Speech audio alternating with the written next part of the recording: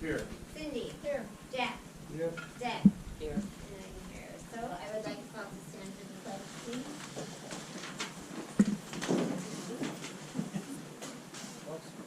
Pledge allegiance to the flag of the United States of America and to the republic for which it stands, one nation, under God, indivisible, with liberty and justice for all.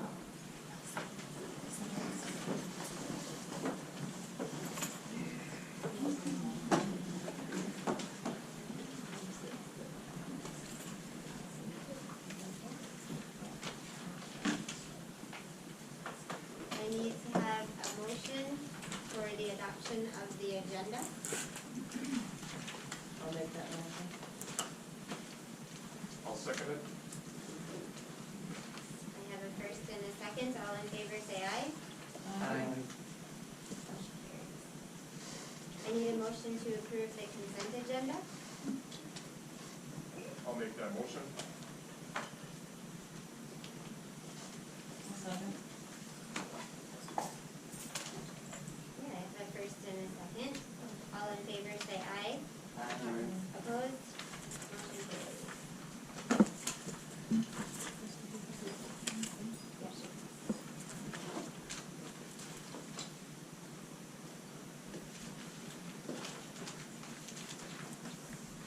Okay, we're going to start with open forum, and let's see. Do you have a timer? What? Do you have a timer, Rosie? Or should I leave it? A timer for open forum? I can do it. I can use my phone. Okay. All right, and first up is Mary Carlson.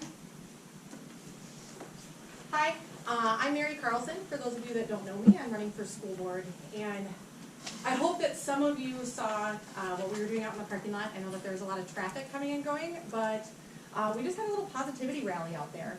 And why did we do that? Because some of us were here at the meeting last week and we heard you. Kim, we heard you. We heard you say that you want to get back to work, that you want to be back doing your real job, which is taking care of our students and taking care of our staff. Misty, I heard you, and I was really proud of you for saying, let's get back to adulting here. Let's get back to the real business at hand. Nicole, I think you were frustrated, and I think you wanted everyone to own up to their part in this. It hasn't been pretty lately. It simply hasn't, and we need to see a change.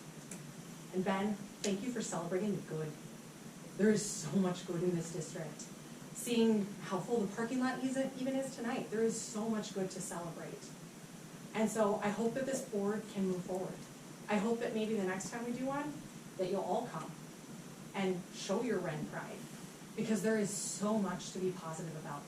And I hope that you'll get back to the business at hand, the real issues within this district. Taking care of our budget. We were told last week that our budget is, and I quote, not good. Everyone in this room should be concerned that our budget is not good. And if you can't step up to the plate and bring back that positivity and start putting our kids first, I'm asking for your resignation. We've got 4 people that are running for the school board against the 3 open spots this year. All 4 are parents, and all 4 want to be here. All 4 want to bring that positivity back, and all 4 were in the parking lot. Everyone wants to see this change. We want to stop giving Brady things to publish in the Pine Knot News, unless it's good and it's about what's happening in our gym tonight. And I encourage everyone in this room to pick up that positivity. We can have hard conversations. We have to have hard conversations, but we can do it respectfully. Our school board members should not be afraid to pick up the telephone and get screamed at. If you want to have hard conversations, let's have those hard conversations. Let's do it within this room. Let's do it outside in the hallways. Let's do it in the parking lot. But let's do it respectfully. And when all else fails, go back to the I feel when you statements. If you're feeling upset, tell us how you're feeling and explain why. And if you've accidentally offended someone, again, apologize for it. But let's get back to taking care of our kids and get back to the positivity. And I know you guys can do it.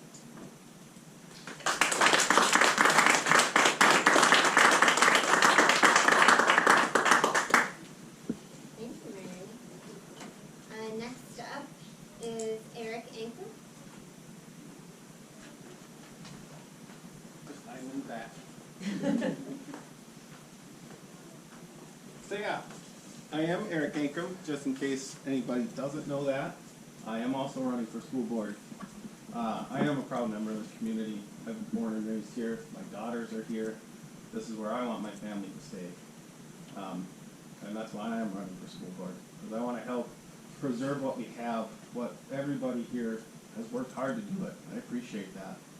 But I want to move forward with the positivity and making sure that this school is where all the kids of this community and outside communities can come and get rid of the doubt and the uncertainty. Aside from that, just a couple questions I wanted to bring up from the last meeting was that budget statement, the update.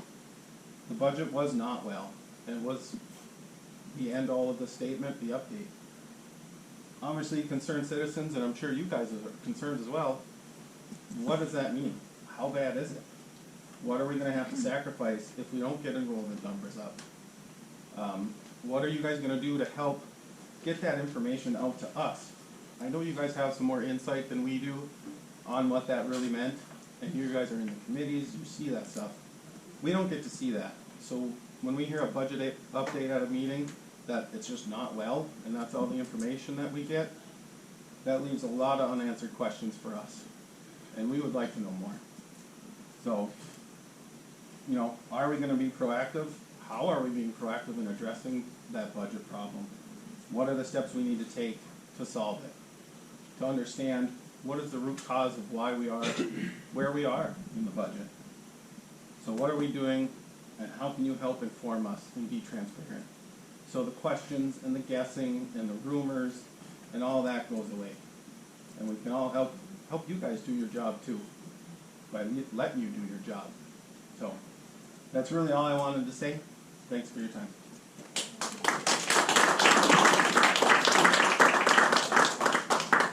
Thank you, Eric. Next up, we have Kristen Reich. Reich. I'm Kristen Reich. I'm also running for school board, and I probably should have heard what Mary and Eric have to say because I want to echo exactly what they expressed and what they said tonight. I was also at the meeting, and I left with more questions than answers, and I think that that's a problem. We talked about transparency, and that's what I would ask of each and every one of you. I didn't see a lot of conversation, and that's disturbing to me because as a board, you have to be transparent and you have to communicate with those that elected you. That is your position, that is your job. And it's not communication just outside of the school board meetings, it's communication at the school board meetings so that if people can attend, they can read it in the minutes. One of the things that Kim brought up, and I'm really thankful that you did, was that we had a breach of trust, really. A confidential email was leaked to the community. And I was disappointed that nobody stepped up and said, hey, I made a mistake, it was me. Even in our elementary classrooms, we ask our students to own up to when they make a mistake. And as elected officials, you guys are role models for them as well.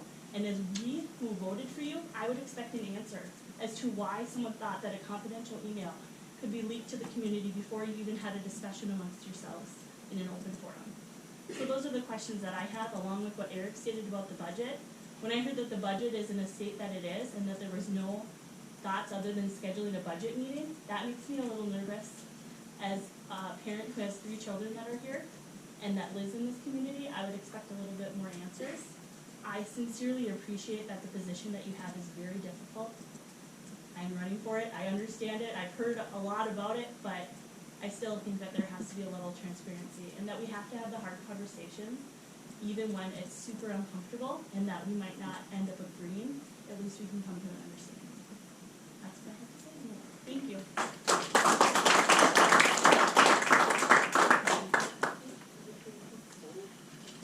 Next up, Tony Shada.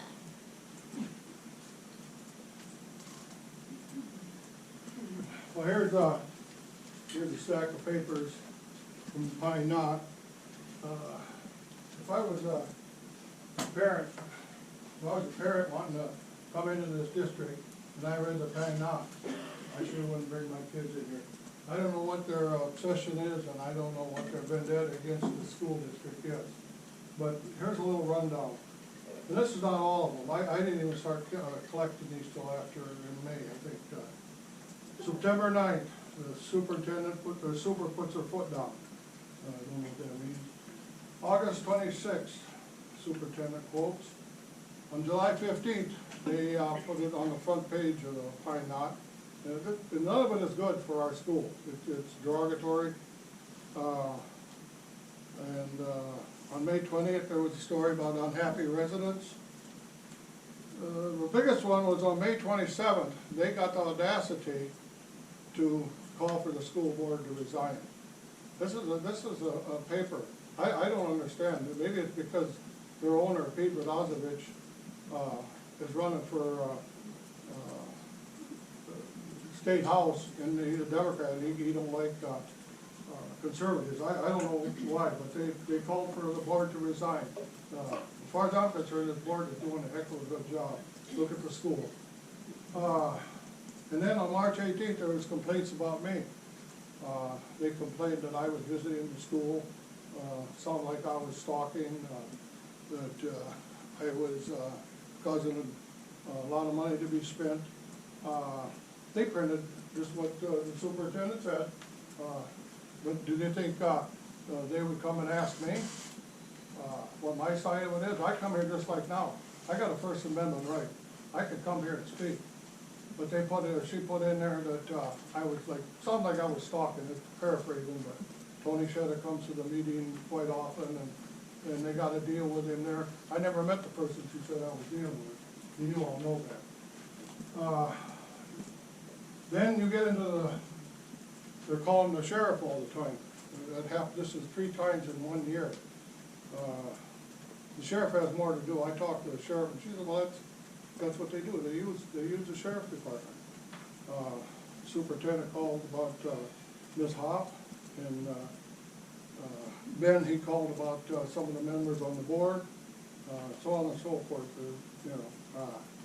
On June 17th, Mrs. Berger accused the board of vile things, being racist, homophobic, stuff like that.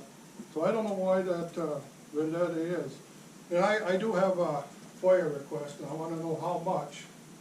Well, that's right too. You guys tried to file a restraining order against me, didn't you? Because I come up here and talk to you, you guys try to file a restraining order against me. That's pushing on it. I think that's pushing it. But I'd like to know how much the superintendent has cost us. Jamie Hopp got paid for, what, 3 months? And then while she was not there, they had one of her friends come in, $60 an hour he was getting, and he had an assistant that was taken over there. $13,000 is paid to the lawyer. How much is it to the lawyer? We don't know. That's what I want to know, because then I think, but I'd like to see an audit. I'd like to see a state audit, because you have, yeah, okay, see a state audit on the improper funds, because when you went off the referendum, them funds had to be used specifically. Time. I know.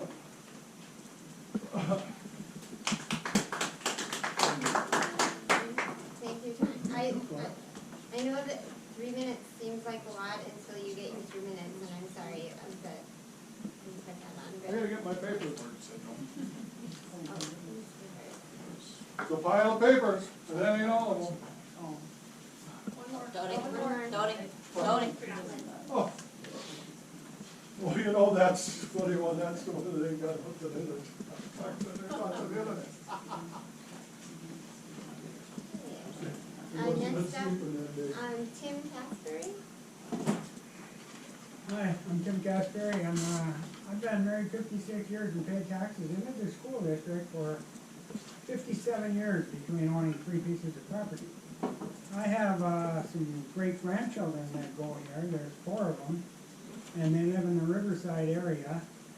And I believe I addressed Ms. Belcastro last time I was here about them, and her comment on going back to the table was it's probably because they're out of district that they get picked up on Grand Avenue.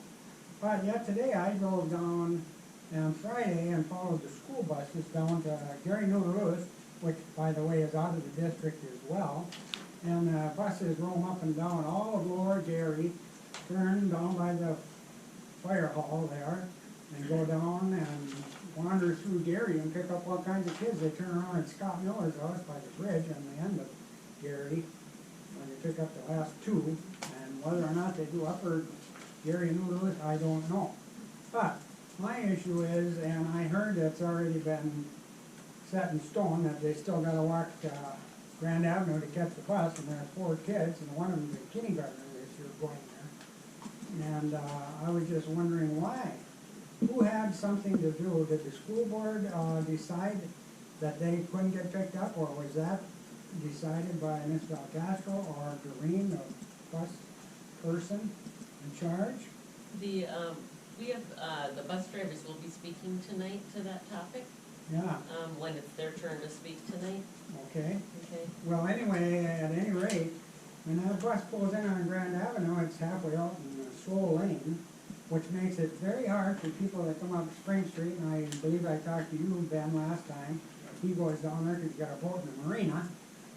When traffic comes up Spring Street, they cannot pull out while that bus is parked there because it's unsafe for them to pull out. I don't know why that bus, Hermantown, Proctor, and Three Duluth school buses all go down the bottom of Spring Street, take a left, and come right back out. It takes 6 minutes both ways, 3 minutes when they pick them up and 3 minutes to drop them off. So I'm just wondering if the board has any influence on the decision making to pick these kids up for their own safety. It sure would be appreciated. Thank you. Thank you.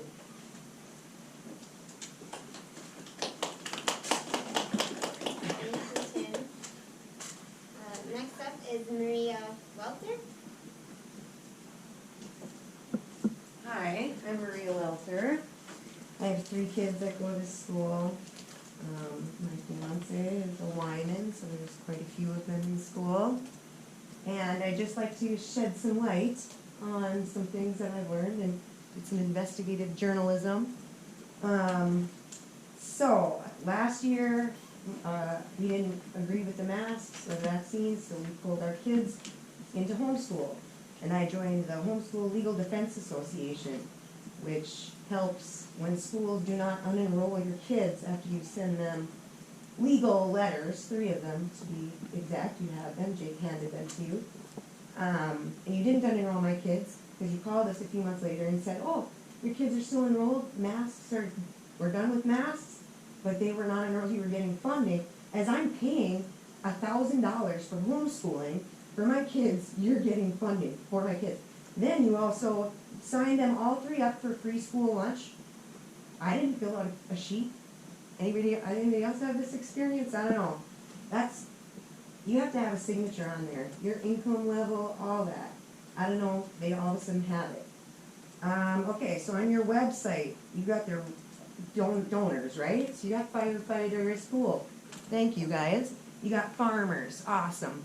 But you also got this Renshaw Community Development Corporation, which I looked into deeply, and it is owned by Bill Gates. He's the one that funds it. I don't know, you can call me a conspiracy theorist, but what has Bill Gates done for this country that is good? If you have an answer to that, you can tell me after. I have not found one thing, and I have dug. As a journalist, you should do the same. Byron Johnson's the president. Renshaw Community Development Corporation. It also has the Gender Sexuality Alliances. That's a group that they don't tell parents about. Even on the website I looked, it says, should you tell your parents about this? You click on it, and it's somebody saying, my parents told me Jesus didn't love me because I was gay, blah, blah, blah. So basically, no, don't tell parents, right? If it seems like I'm angry, I'm telling you why. Here we go. All right.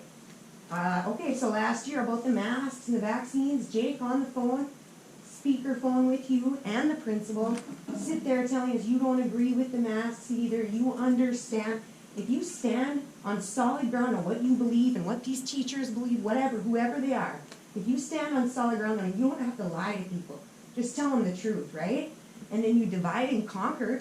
Some of these people are conservatives. Have some respect for them. They believe in something too, just like you. It doesn't mean you get rid of them.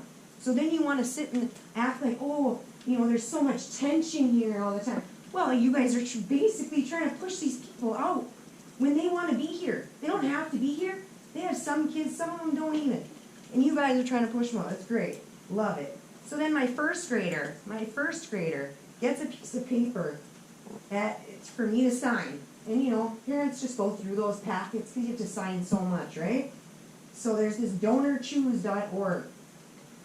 So it's the teachers, they're getting money, they want money for certain things. Understandable, great, okay. Well, they want money for coaching, whatever. But then they're literally, like, basically selling videos and pictures of our kids, and they could be alone, they could separate them, doing experiences and programs. I am not signing that crap. This should not be in the school. If you guys didn't have all this garbage in school, your attendance would skyrocket. And if we did, instead of going to Bill Gates for money, ask the community. I will do bake sales. I am telling you, I will help. Yeah, all right, that's it. All that's it. Thank you, Maria. Next up, we have Sydney.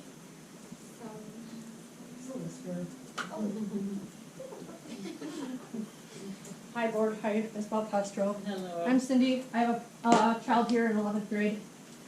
She's been here since kindergarten. We are an open enrollment family, which I'm proud of. But I want to put another light to this. I have not been here for a long time. I used to come all the time, as Jack knows, Cindy knows, most of you know. But as I'm here tonight, I want to talk about basketball. I know it's September, volleyball's going on right now. My daughter's going to be playing in about a half an hour. But basketball's our sport. That's my pride and joy. I've been a part of the basketball program since my daughter's been in kindergarten. But I'm scared that there's not going to be enough girls this year. I'm scared that my daughter will not want to play this year because she's already expressed that. I'm here on behalf of her and behalf of anybody else that is on my side. I think we need to start talking to Carleton and really talk to them and get them on board, or you guys on board, because I hear there's some on our team over here that are not on board, and it needs to happen. I've watched my girls suffer too long, and when I say girls, I say the whole team, because I'm at every single game. I've never missed a game, never. And these girls are struggling. We're bringing girls up from 7th, 8th grade that are not ready for varsity, not at all. And it makes us look poorly, like it's not together. And I want you guys to start thinking about this now, because that season's right around the corner. And if we don't start acting now, I don't think we're gonna have enough girls or a good enough team to even be in competition at the varsity level. Like I said, my daughter's been on varsity since 8th, 9th grade. And I've watched not only her, but my oldest daughter struggle. And I'd hate to see not biased or anything, but one of the best players right now on the team, besides a couple others, leave the team because they're not able to compete. And they don't want to keep on losing and have that, that mentality of, oh, we played them last year, they're just going to kick our ass, excuse my language. But that's the way it's looking. I know the boys are strong, that's fine, keep them just boys, but these girls, they need to be wanting and looked at better than what they have been. And I've talked to coaches years and years out, over and over, what are we going to do with these girls, what are we doing?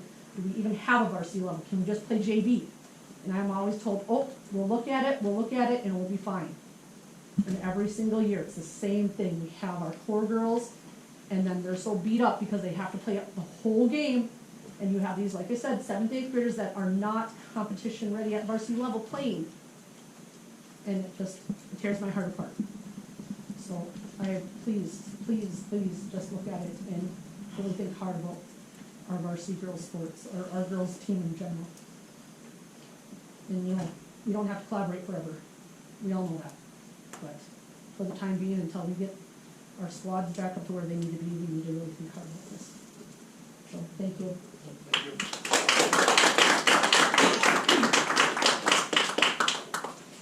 you, Sydney. Next up, Denise Norris. Hi, everybody. The crowd. I guess I'm going to follow the crowd and go up here. If you're unaware of this, my name is Denise Norris, and I've been teaching at Renshaw. This is my 26th year teaching at Renshaw. Proud Renshaw. Born and not raised in Renshaw. We moved a lot, but I was born here. We're inviting all of the board members. Again, I want to reiterate, We would like to have an open forum on September 20th. I'm the president of Education Minnesota Wrenchall, and we all represent each other. The SBs, which is Education Professionals, Support Professionals, which is the paras, and some of our office staff in our union. And whether you're a union believer or not, unions make a huge difference in our world. We just celebrated Labor Day, and we can make a difference. Boards make a big difference in the students' lives. And we'd like to offer an opportunity rather than different individuals like supporting their side. Woo! We like these people, we like these people. But we'll allow them to speak for themselves as to why they would like to represent your community and our students at our open forum. Again, I want to reiterate, we're not gotcha questions, we're not trying to throw anyone off. We're going to ask each of the candidates to introduce themselves and explain why they want to be on the school board and what their idea of what a good school board member is, and then we're going to follow up with 5 or 6 questions based on time from our perspective, from an education perspective, both the SB perspective and the teacher perspective, when it comes to education and good quality public education. So we'd like to invite you again. We'd like to invite all of you to hear your board members speak in an open forum. Yeah, and it's going to be September 20th from 6 o'clock to 7:45 in the Commons.